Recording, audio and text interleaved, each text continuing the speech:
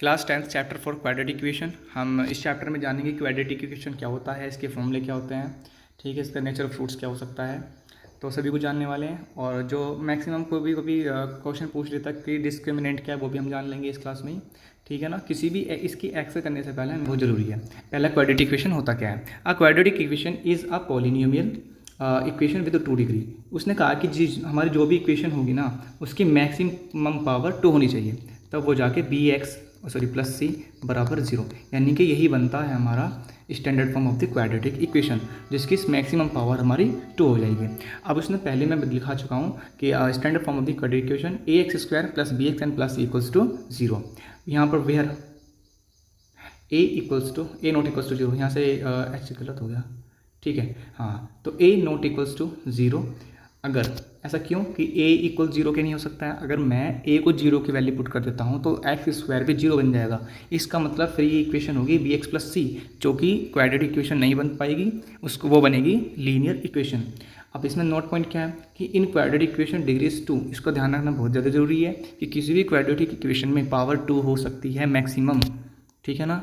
आगे नेक्स्ट, अब इसमें दिया कि solution of quadratic equation. Solution of quadratic equation 2 type से कर सकते हैं, 2 methods. Number first factorisation, number second quadratic equation.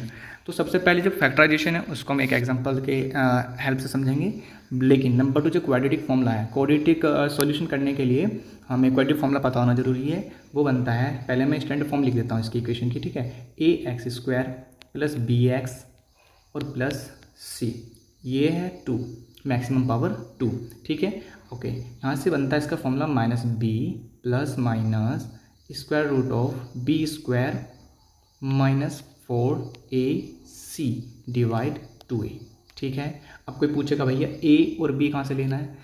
जो हमारी स्टैंडर्ड इक्वेशन है, x का कोफिशिएंट जो है b वो ले लेना है, और x² का जो कोफिशिएंट है वो a उसको ले लेना है, और c जो हमारा कांस्टेंट नंबर बचा हुआ है उसको ले लेना है, ठीक है। बहुत सी जगह यहाँ पे गलती कर देते हैं बच्चे कि जो हमारे कोफिशिएंट्स हैं उनके आगे का साइन नहीं देखते हैं, प्लस है हो चाहे माइनस हो वो प्लस ही यूज़ करते हैं। हालांकि ऐसा नहीं है, हमें प्लस का, अगर प्लस का साइन दिया तो प्लस का यूज़ करेंगे, माइनस दिया तो माइनस साइन, ठीक है, यानी कि विद साइन वैल्यू रखना जरूरी है, ठीक है। अब नंबर नेचर ऑफ फ्रूट्स की, तो इसमें सबसे पहले डिस्क्रिमिनेंट निकालना बहुत जरूरी आना चाहिए। डिस्क्रिमिनेंट निकलता है d equals to b² minus 4a and c, ठीक है। जिसको इसे ये निकालना आता है वो इनके रूट्स की नेचर को भी देख लेंगे। सबसे पहले अगर b² माइनस 4ac बोलो तो d, अगर d मेरा 0 से बड़ा हुआ तो उसे बोलेंगे कि 2 रूल्स 2 रियल डिस्टिंक्ट रूट्स होंगे।